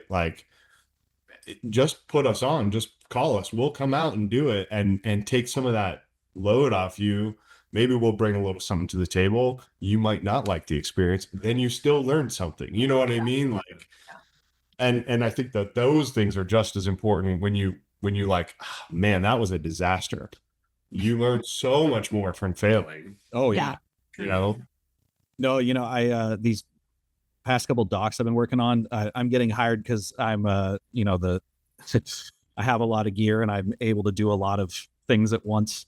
And again, you make me do sound. If one of the mic packs happens to be muted, that's on me. I mean, that's not on me. Fuck, but so that's my specialty right now. But shot this commercial a few years ago, I guess last year, something like that, with my friend Jake Bain, who is probably a better DP than me, honestly. And but he was my camera operator, and it was so nice to have, again, probably a better DP than me, because I still got to do what I needed to do it was a clothing commercial, so that the client was more involved than average. Yeah. But he would I'd be so stressed for producing and directing and shooting this dumb thing that every once in a while he'd come tap me on the shoulder and be like, shouldn't we do that? And I'd be like, yes, thank you. Jake is correct. Let's do that. Yeah. You need that as a DP. There's so much that rides on you all the time. And you are, no matter if you're producing or not, you are producing constant. If you're a good DP, you're constantly thinking about what is going to go wrong, what you need to do, what you need to double check on, what's next. You constantly need to be talking to creative or directors or producers or whatever that is. So you need someone to run the set and to help you. You deserve that. And I'm all about collaboration and help. I tell producers all the time, if I went away, you could still make the show. If they went away, you're shut down. Right. You know what I mean? So that's what I truly believe. And I think that I think it's just good to send the message of just when you can. I know not everyone can't, but also if you're a DP, go operate for your friends. Go learn how to operate by being the operator and talking to your friends and seeing what works in communication and what doesn't work. For me, if I'm on a set with someone better than me, much more than I am looking at their lighting, I'm looking about how they talk to people and how they get their vision across and what I really like and what maybe I like that I do. And constantly trying to be a better DP by being a better communicator and a better manager, as well as a better artist, for sure. Yeah, the people who I think there's less ego in this industry than historically there was, and I'm guessing because I obviously wasn't there back then, but there are still big egos of people who are no, my method of shooting is the correct way. Yeah. And I'm well, I love learning what your opinion is, because it's clearly works. but I Yeah, like being a little more. for them. Yeah, I like having a little more options. Yeah. But you like to know so that you can figure out who you are. Yeah, Right? Like I change all the time. Like I bet you if you listen to a podcast with me for like 4 years ago, I'm not at all the same. I bet you I told you all the opposite things I say now. yeah. But, you know, it's just like you shapeshift for sure. Trust me, I've got at this point probably 500 some odd hours of me yapping. Right. When I was uploading all the episodes to the new YouTube channel, I was like, oh, I should see what I was, and I got like 10 minutes into like the first 20 episodes, not like each one, but you know, I just click one and I'd be like, oh fuck, no. Yeah. I'll probably I should nuke It's these. beautiful though. It's Going back and watching your old short films or something, you know, it's like I can't do it. Yeah. But at least that's pretend. Like when it's just your actual opinions, you're like, yeah, you sound like a fucking idiot, Ken. Good job. All right. No, but oh, sorry, go ahead. Oh no, go for it. No, but to all that, like, you have to be water, right? You have to be able to change to the script, change to the story, change to the tone, to the people. Yeah. Right. So a good DP or a good operator can fill in and like the thing that drives me the most crazy is when people like they shoot comedy. What does that mean? Right. Like they can't shoot horror because they only shot comedy, or because they only shot horror, they can't shoot a love story or something. It's like, that's ludicrous, right? A good DP, just like a good technician, should be able to you know, tell a story on any kind of story. Yeah, truly. Well, and if you look at some of the best EPs out there, and usually they're older, so they have like enough time to have been able to pull it off. But there will be someone who shot like, you know, When Harry Met Sally or whatever, and then the next one was Alien, you know, whatever. You see that a lot. I was talking. Oh, what was it? Fernando? Larry Shear. Yeah, Larry Shear is like the perfect example. Hangover to Joker, Pipeline. Yeah. No, but he did a run of high level comedies there in the 2000s. You know, he was that guy. He's that guy. Yeah, and he got locked in that, and then it took, you know, a turn for him, but with a director that was doing comedy as well. So, or you know, again, just because I was talking to him an hour before I talked to you guys, Dan Louston, you shoot all Guillermo del Toro shit, and then they're like, you know what, get that guy on The Color Purple. You know? Yes. Pull it off. You know? Yeah. I mean, I'm really grateful for my career in that way, because I have like a very strange career where like I've shot Pen 15 and then I did, you know, Fargo and Alien, and then I just shot like a very straight comedy, and then I did a horror. And so I feel really lucky that like I am like a chameleon in that way, and I love it. And also it changes the things I want to make. Like I gotta tell you, I think I'm like comedy, high concept comedy is kind of the place to be for a DP, truly. And I know that if people don't want to do that, it's great. I'll do the work instead. I'll take it. Yeah. But like, yeah, trying to be, I don't know, do what you want to do and like hope that it leads you to cool places. That's all you can ask for. So just don't pigeonhole yourself. When I was in school, people were like, I only do drama. Right. And you're like, okay, cool. You see how that works out. Go only. like being an operator, being like, I only dolly in. Yeah. I never dolly out. You're like, No, what? we don't pan. We don't pan here. Yeah, those kids are the ones who are like freshman year of college. They're like, yes, my favorite film was Citizen Kane. Shut up. Yes. It was The Matrix, and you know it. Yeah. Holgrown? Yeah. So, you know, entertaining shit. Why wouldn't you want to make that? Yeah. If you were a 17-year-old and your favorite film was The Godfather, I don't trust you. What do you mean? It's probably right. Yeah. Like you were a kid. Like my dad, it's your dad. Well, that's different. But if you were like, oh yeah, you know what? 16 years old, I was really drawn to the Decalogue. It's like, yes. Bro, I think you need to listen to music or something. Like, get what? You're gonna grow up to be scary. They are scary. Yeah. Anyway, 15 in 2000. Yeah, The Matrix. 100%. I was like 15 when that came out.